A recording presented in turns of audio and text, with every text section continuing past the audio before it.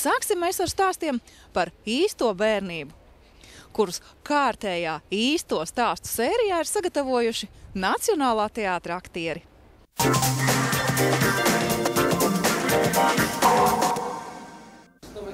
Mārtiņš Brūvers bērnībā iebāza kaķi cepeškrāsnī.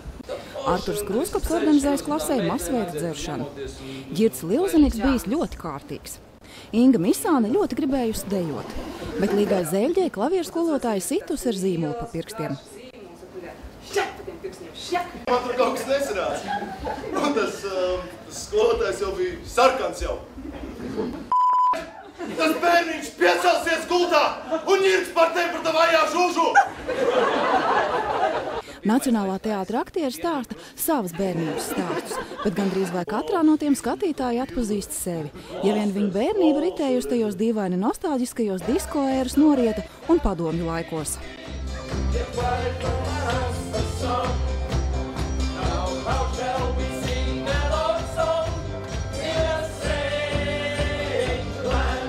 Tad, kad mēs sanācām kopā un izdomājām to, mēs jau diezgan sen izdomājām to tēmu, jo šī jau ir sastāsta tēma, izdomājām, likās, ko mēs tur stāstīt, kas tur, bērnība kā bērnība, viss vienāds un nekas tur tāds īpaši nenotiek, bet tad, kad sāka vērties vaļā, tev, tiešām tā, ka wow, jo mēs jau vēl daudz lietas maz neielikām. Jā, par Kašpirovski mēs izlaidām. Izrādās, mēs visi esam bērnībā sēdējuši pie televizora un skatījušies Kašpirovski. Un citam pat ir izārsties kaķis, citam kāja. Līdzās parastajam teātra bufetes piedāvājumam skatītājiem bērnības garšu uzbura aktieru pašu gatavotā cukurvate. Kā bez cukurvates? Kā jūs izdomājat izvilkt izrādi bez cukurvates? Taču īsto bērnību pavada skaidra norāde izrāda pieaugušajiem. Izrādē pieaugušajiem mēs stāstam iespējams lietas, kuras pat mēs tā arī saviem vecākiem neesam izstāstījuši. Vēl joprojām mana mamma atnāks droši vien un tā tas notika.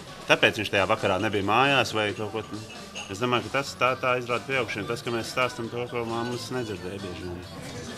Un tas jau arī ir, tas ir kaut kādas atmiņas sajūtas mūsu. Iespējams, būs dažas lietas, kas ir nesaprotams. Vienkārši tiešām nesaprotams, to zinās mūsu vecāki un nedaudz jaunāki par mums, kas vēl ir to piedzīvojuši. Vienam no bērnības atmiņā paliks bezgalīgi garās vasaras dienas, citam pirmā māja parāda bērnu dārzā vai pirmās cigaretes izraisītais nelabums. Bet vai ir kas tāds, ko pieaugušu cilvēku dzīvē atceramies ar žēlumu, ka tā vairs nekad nebūs? Par dažām lietām nav žēl.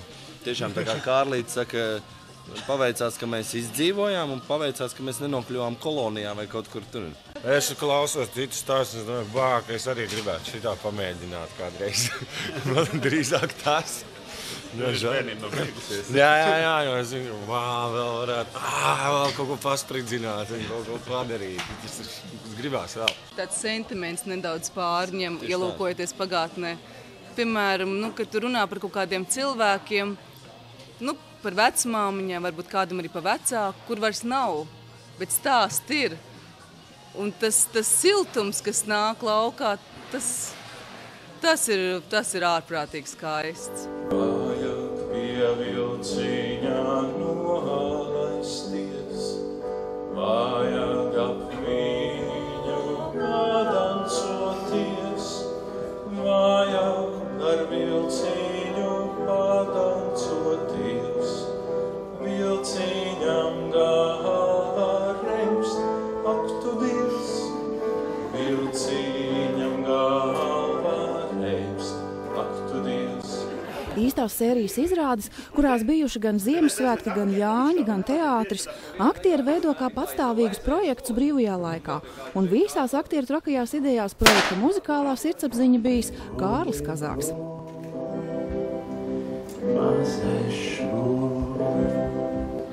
Es biju uztaisījis pilnīgi savādāk visu. Man bija ļoti skaisti, viss tā baigi forši, bet sanāca, kā sanāca.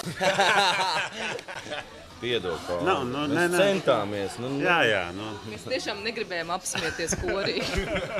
Es tiešām kniebu sev sānā.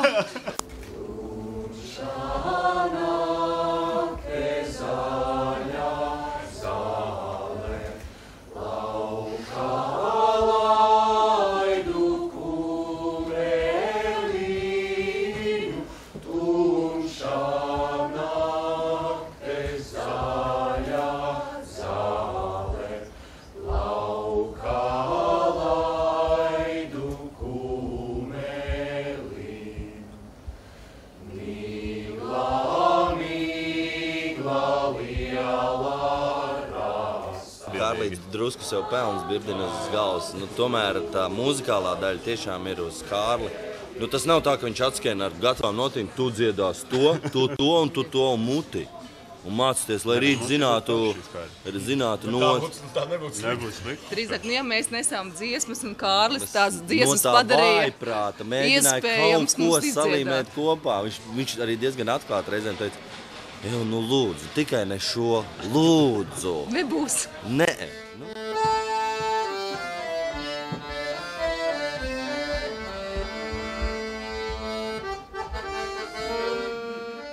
Sasmiešanās un negaidītu starpgadījumu pirmajā izrādē bija daudz. Un ja tādi paši nenovērtējami pirmreizīguma brīži būs arī 11. un 9. izrādē, tad tas ir vislabākais īstuma garants.